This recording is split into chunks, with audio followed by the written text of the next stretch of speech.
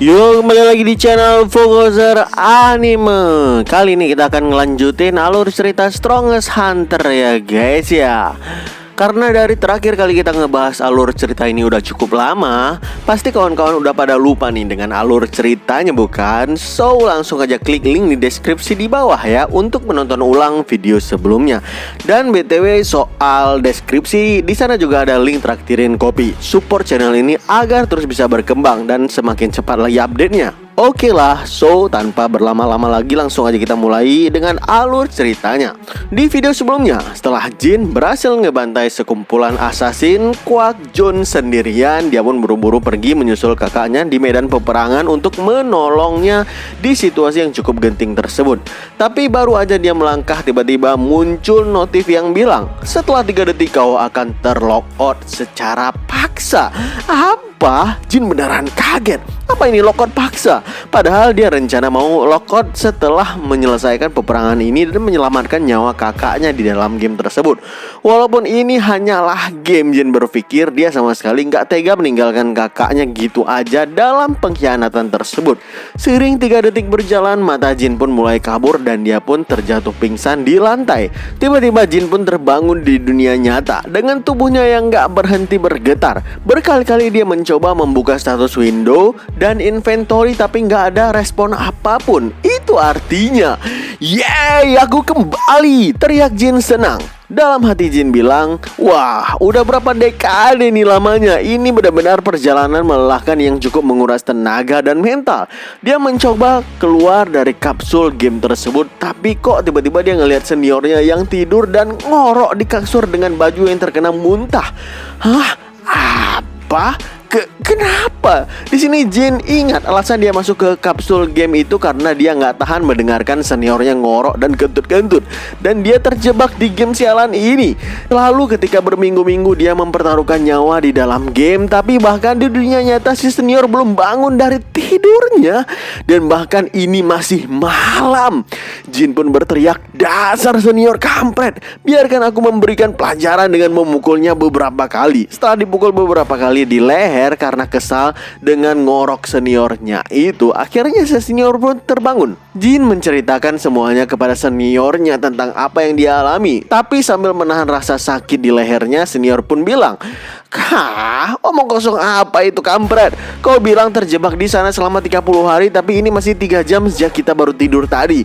Kau mau bilang kau terjebak di dalam kapsul roncokan itu dan memasuki dunia murim selama 30 hari dan hanya 3 jam di dunia nyata? Mana mungkin ada teknologi seperti itu di dunia ini? Apalagi itu cuma mesin rongsokan doang." Karena seniornya nggak percaya, Jin pun nyuruhnya untuk mencoba sendiri alat virtual tersebut dan masuk ke dalamnya. Jin melihat HP-nya dan bilang harusnya 10 menit udah cukup. Mungkin dia udah menjalani sekitar setengah hari di sana. Tapi baru dia berpikir gitu, tiba-tiba seniornya membuka sendiri kapsul game itu yang ngebuat Jin benar-benar kaget nggak kepalang sambil bilang, "Hah? Kok bisa kau keluar sendiri dari sana?" Seniornya keluar dan ngecek ke belakang kapsul game tersebut dan memperlihatkan kabel colokan ternyata sejak awal nggak tercolok sama sekali. Seniornya bilang, "Kau benar-benar sakit jiwa bro. Ketika pagi tiba nanti, pergilah ke RSJ dan coba cek kejiwaanmu di sana. Aku mau tidur lagi." Terlihat di sini muka Jin benar-benar shock parah. Dia sama sekali nggak bisa mencerna apa yang sebenarnya terjadi.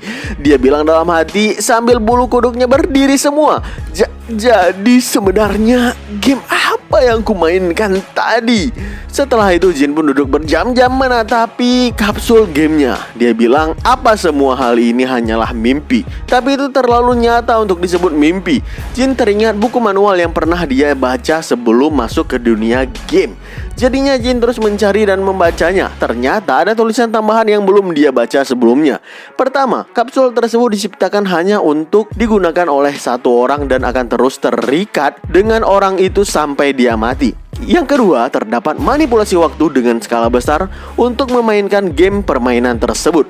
Tiba-tiba Jin teringat tentang nasib teman-temannya dan juga kakaknya di peperangan game tersebut.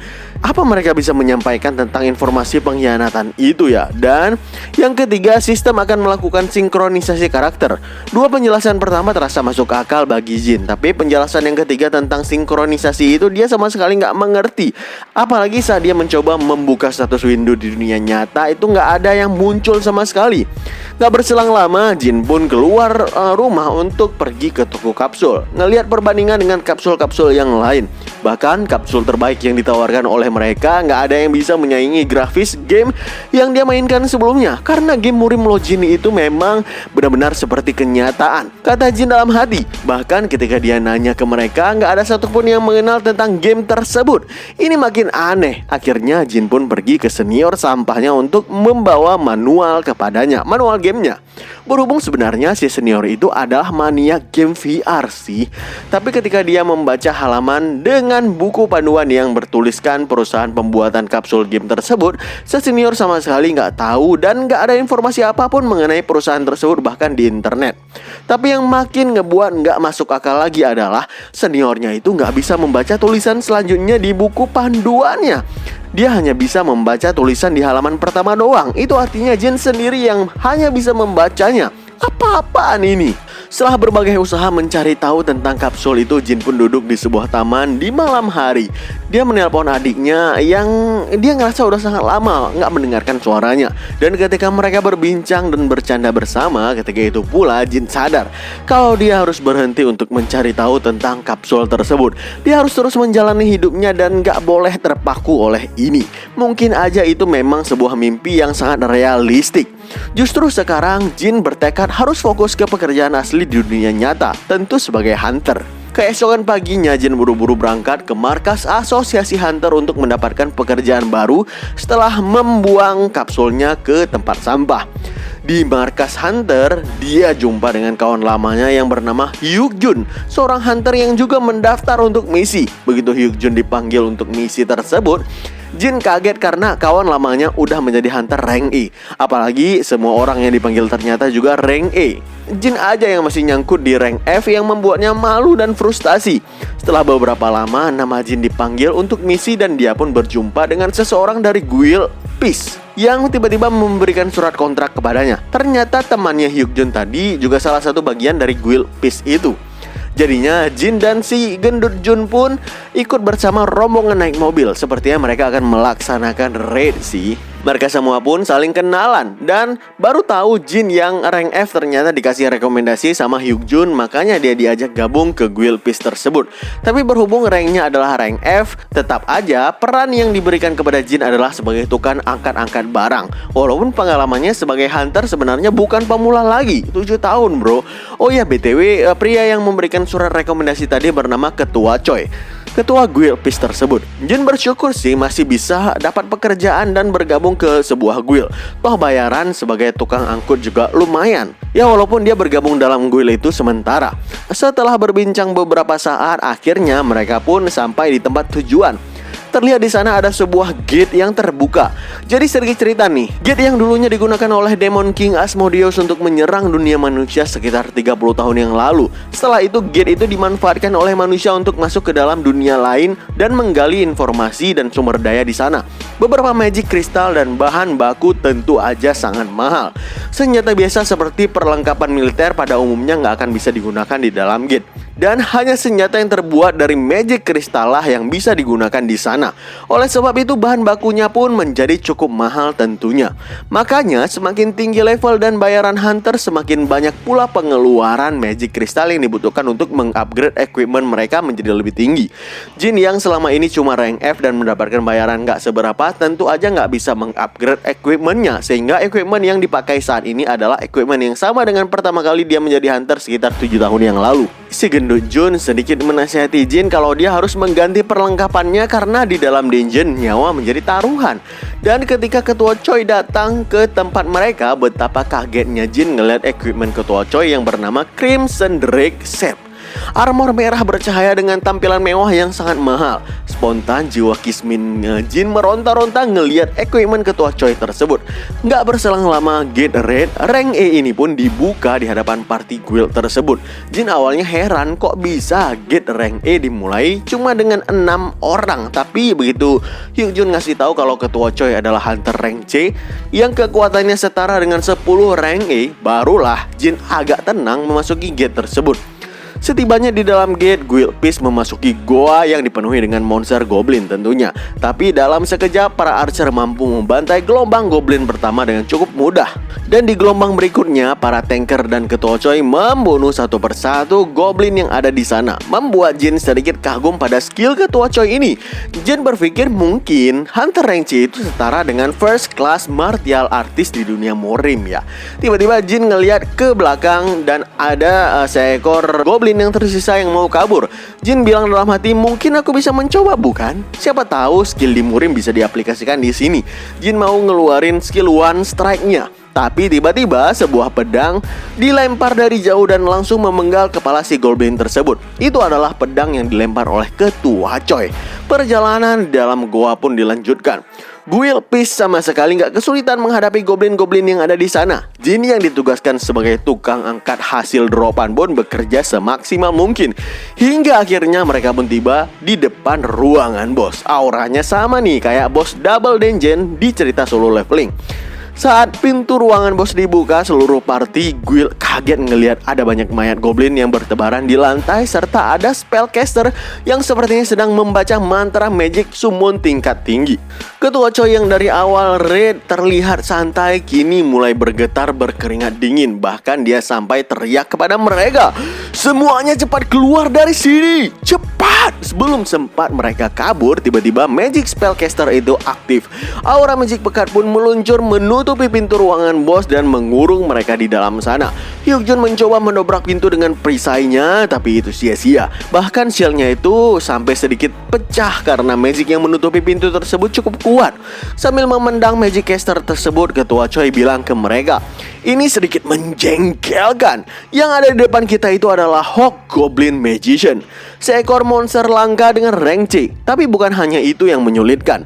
Biasanya seorang magician itu akan mensummon pengawalnya yang bernama Hawk Goblin Warrior. Mereka berdua sama-sama monster langka rank C. Mereka berlima pun sangat panik mendengarkan penjelasan ketua Choi tersebut. Kenapa bisa monster langka rank C bisa ada di dungeon rank A? Lalu ketua Choi pun menenangkan mereka dan bilang, bukan berarti kita nggak ada harapan untuk keluar dari sini. Kita akan selamat kalau bisa membunuh Hawk Goblin Magician itu terlebih dahulu, karena dia adalah yang mensummon warrior tersebut. Dan juga walaupun magicnya sangat merepotkan, tapi ketahanan fisiknya itu lebih lemah dari si bongsor tersebut. Namun untuk melakukan itu kalian semua harus bisa menahan Hawk Goblin Warrior selagi aku mengurusi magician. Kalian cukup menahan monster tersebut selama 5 menit. Ya itu juga sangat sulit sih sebenarnya. Di sini Jin ngelihat situasi dengan cukup panik. Dia bilang dalam hatinya, sial, aku benar-benar nggak menyangka bertemu dengan bos monster tingkat menengah di sini. Bukannya sebelumnya mereka bilang kalau kerjaanku membawa barang doang.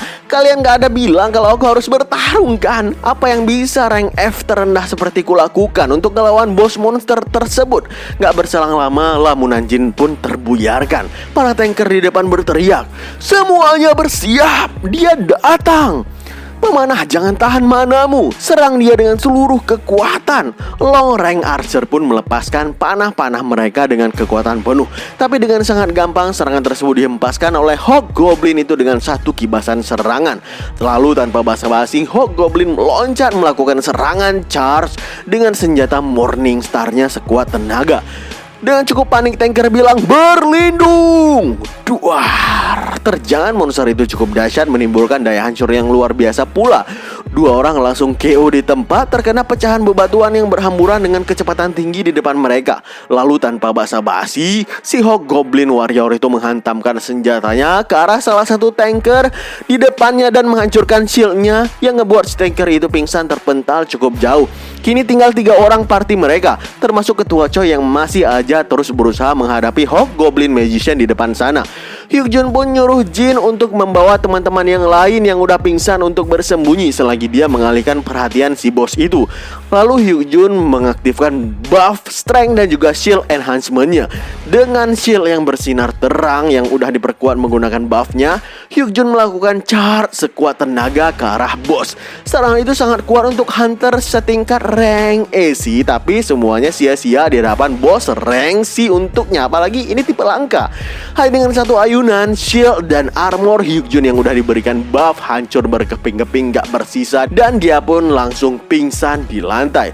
Pemandangan mengerikan atas kekalahan teman-temannya membuka memori kelam Jin saat dulu semua teman-temannya terbantai gak bersisa oleh bos naga. Jin berkeringat dingin sambil bilang, "Sial, kenapa hal seperti ini lagi-lagi terjadi padaku? Kalau begini terus mereka semua akan mati seperti yang terjadi sebelumnya." Jin mencoba memberanikan diri, mengangkat tombaknya di belakang Goblin Warrior tersebut. Dia bilang dalam hati, "Semuanya bergantung padaku sekarang. Aku harus melakukan apapun untuk menghentikan monster bajingan ini. Tolonglah biarkan seranganku berhasil satu kali saja."